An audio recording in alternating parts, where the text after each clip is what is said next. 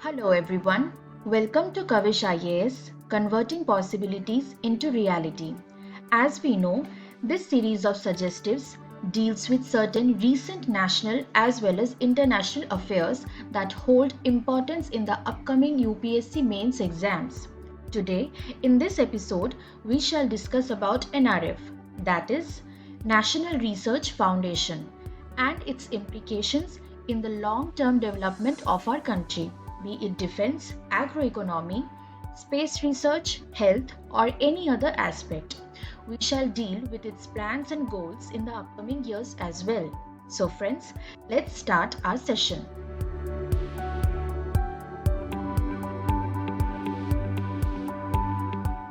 As we all know that India is advancing in most of the crucial fields, be it efficient agriculture, communication and governance, health, arms and armory, or even reaching the space.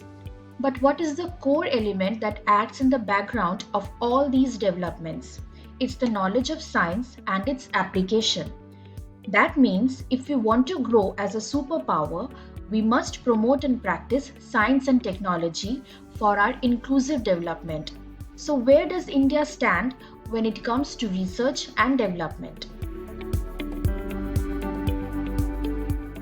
India has always been attentive towards R&D, that is research and development, with organizations like Department of Science and Technology, Department of Biotechnology, DRDO, Niti Aayog, CSIR, and Department of Atomic Research as well. We have come a long way in this field.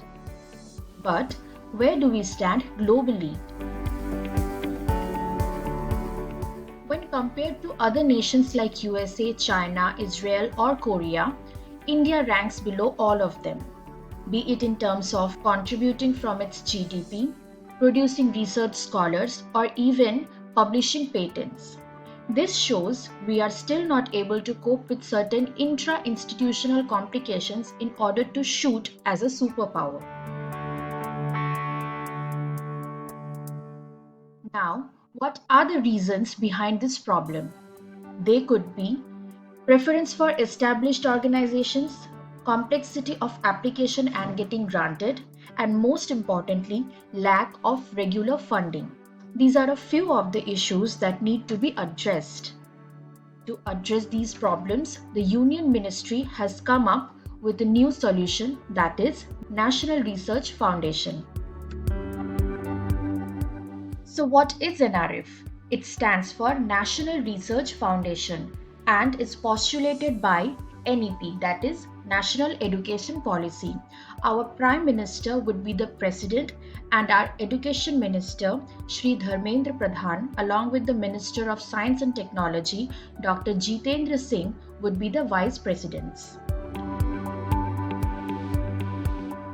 Coming to the initial investments required towards NRF, the central government plans to contribute a total of 50,000 crore for the 5-year plan from 2023 to 2028, out of which 36,000 crore will be collected from the private sector and industries.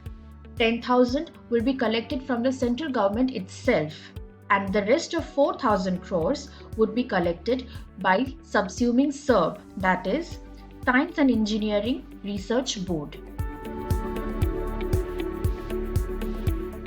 NRF will be regulated by DST, that is Department of Science and Technology, with goals of merging government, academia, international institutes, and private sector as well.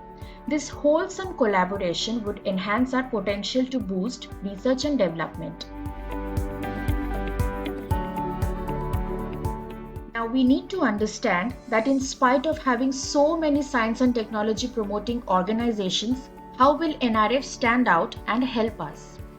Although India's investment towards R&D has increased in terms of capital, it still contributes only about 0.6 to 0.7% of its GDP, whereas nations like US, China, Korea, or even Israel are contributing more than 2% towards research. NRF is going to help us achieve this milestone of 2% of GDP. and promote interdisciplinary research that could be valuable for our growth. With such steps, we would be able to evolve as an inclusive superpower. Ending the topic over here, please feel free to contact us for any clarification regarding this topic in the given number or in the chat box below. You can also contact us for guidance or mentorship for UPSC exams in the given number. Till then, thank you and have a nice day.